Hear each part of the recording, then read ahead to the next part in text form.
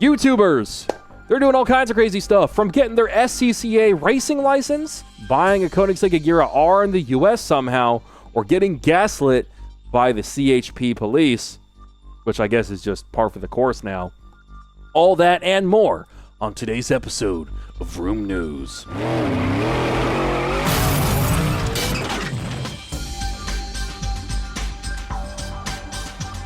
So, how do you get your racing license? What is this voice? Well, you could start where that dude in blue started, if you're not one of those people that just started racing at the age of 5 with go-karts and all that crap, with the stereotypical F1 career track. He went to Primal Racing School, where they use radical SR1s to teach you and get you a full-fledged, full SCCA competition license. You can get like levels, so you can go all the way to the full-fledged ultimate. I don't know if, I think you can use that license to get into something like IMSA. I mean, that's what I would want to do if I got a racing license. I'd love to see if I could get into IMSA. Really cool stuff. Not a bad way to get your driver mod as well. And I really do want to do this at some point.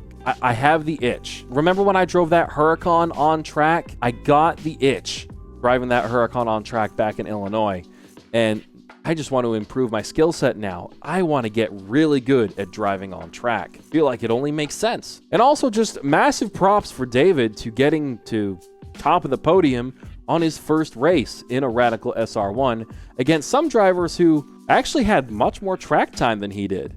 That said, we do have to acknowledge the fact that David had a ton of seat time in hundreds of modified cars, some of which are either incredibly fast or just death traps. And after 1,000 project cars, you eventually build some habits that make you into a pretty good driver, no matter what you're driving. I feel like that makes perfect sense. And it also makes for a really good story, because in the second race, he felt much more confident, like how we all would, and he, I guess, bit off a little more than he could chew, and he spun out, which is okay. We've all done something similar before. We did something on the first try and went, oh yeah! And then you got really excited on the second try, and then you went, oh no. But hey, makes for a good story. All right, the Stradman. I couldn't not talk about this because I don't know of many other YouTubers that have something like this. All right, so Stradman has the one and only Koenigsegg Agera HH. And if I remember correctly, it's the only Agera that was properly modified to meet US standards somehow. Not sure how that works, because the US requires crash testing to properly import cars, like under a federalized level. Also makes me wonder what's going on with all those other Agera Rs floating around in the US. Like, how do these rich people find a way to circumvent all these regulations and stuff? Like, how are they driving all these hypercars around, like the Pagani's, the Koenigsegg's, and all that stuff? I mean, what level do I need to get to where I can just be driving crazy fire-breathing race cars on the street, like Taylor Swift taking her private jet down the street to get some groceries? Cool car though, James. Not gonna lie. It's a pretty sick car. I love an Agera R, and that's what it looks a lot like. I'd love to see what it would look like in like a candy pearl orange or something like that. Lamborghini LP670 SV with manual transmission. This is the rarest Lamborghini ever made, and it is now mine. Well, that's a hell of an intro right there. But he's right. The Murcielago SV is already a rare and expensive car, as we've discovered on this very series. But we were looking at automatic SVs. A manual SV cost anything. And LamboCars.com said that this very car could be worth $10 million.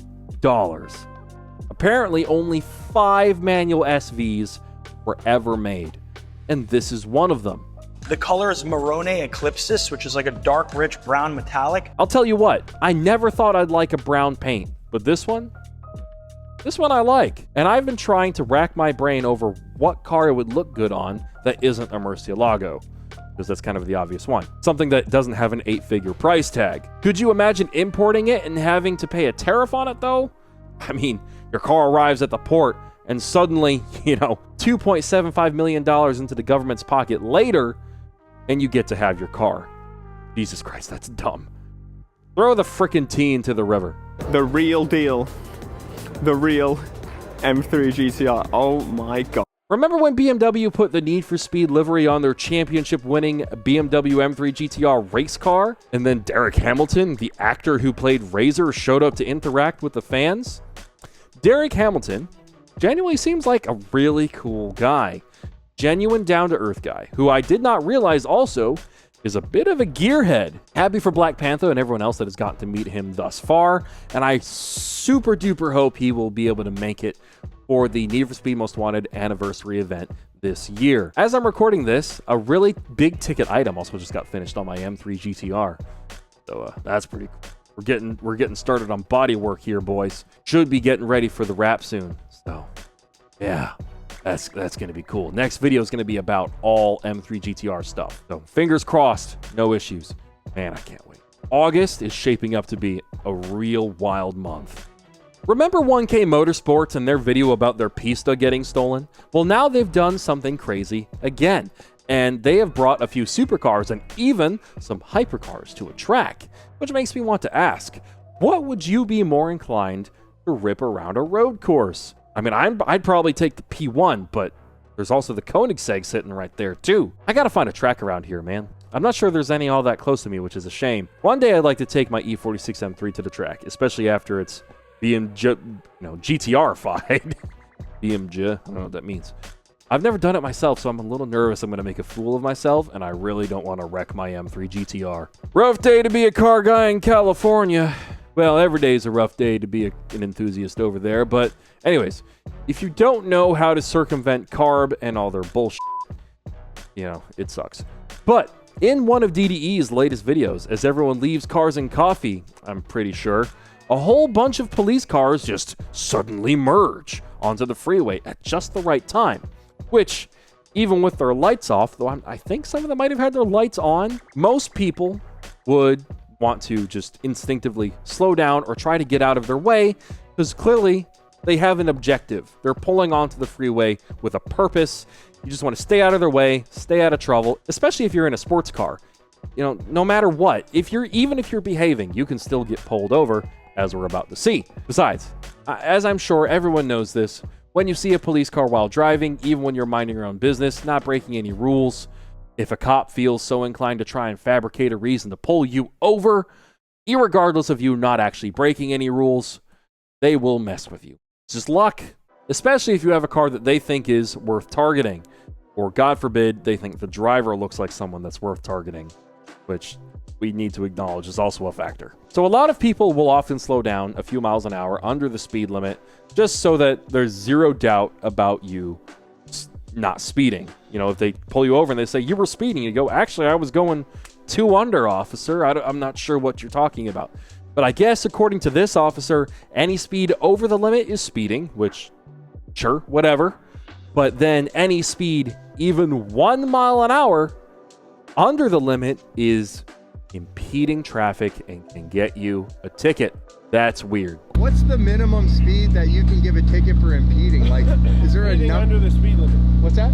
Anything under the speed limit. So anything over the speed limit, speeding, and anything under the speed limit is impeding traffic. I'm gonna need to get a lawyer so that California doesn't mess up my CDL while I'm over there. I know DDE has Auto Allies, I think, as their ads or current partner or whatever. I know there's ticket dismissers as well. But I recently came across Legal Shield, and they cover a whole bunch of stuff through a neighbor here. They cover tickets. If you ever have to use your firearm to defend yourself, they can deal with that. I might even also just use them as a way to deal with copyright issues if I ever run into any actual lawsuits, because that's very relevant to me, because I plan on continuing to do movie commentaries. I know CinemaSins does it, and I know they've checked with many lawyers, and their stuff is fair use, and that should be fine. So my stuff should be fine too. But a lawyer never hurts. Guys, I just got my ticket, and I'm going to share a cheat code the police do not want you to know about. Anyways, automotive YouTube, it's actually pretty cool right now. I know there's a fair bit of nostalgia for the pre-COVID era, but you can't knock the successes these creators are reaping right now from all their hard work. Hopefully I can get my silver play button this year. That'd be pretty cool. Hit 100K. getting there. I'm almost at 70K as of me recording this. That would be really cool. That would mean I'm joining the ranks of everybody else. It would mean I'm becoming a bigger part of the community, which is what it's all about. That's what it's all about. It's my favorite part of this YouTube adventure, is being able to interact with you guys, whether it's other creators or people in the comments or people I come across out in the wild. I just like interacting with you guys. This hobby would not exist without the people, and the people are the best part. That's why I'm so excited about my trip. Go to California for the Need for Speed event with the M3 GTR, because it means I will get to mingle with other enthusiasts. It's just going to be so cool. That's what I'm all about, and if you guys empathize with that at all, hit that subscribe button. You won't regret it, and I'll see you in the next video, brothers. And remember, seek peace, because peace is victory. Bye.